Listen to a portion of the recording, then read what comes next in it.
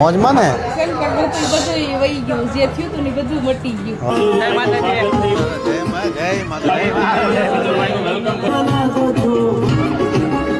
કેમ છો ગઢડા? કે આ ગલીના ખૂણે મેં એક આશાબેનનું ઘર બનાવ્યું હતું, યાદ છે ને?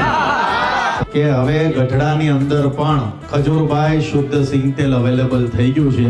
તમામને કહીશ કે તમારા ઘરના રસોડાની અંદર ખજૂરભાઈનું શુદ્ધ સિંગ તેલ જ હોવું જોઈએ.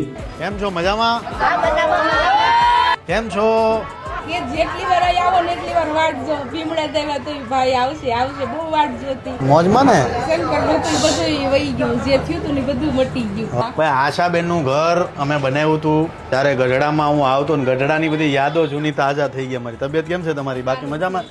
આ બધી ગળદી કેમ કરી નાખી પાછી? આપણી તમે મોકલી મને બહુ ઉપયોગમાં આવે છે.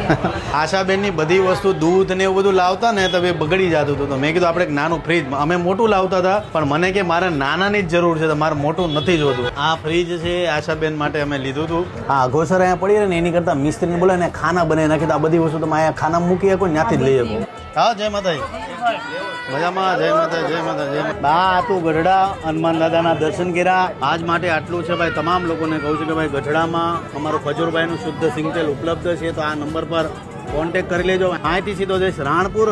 મળીએ છીએ આપણે. જય માતાજી, જય શ્રી કૃષ્ણ.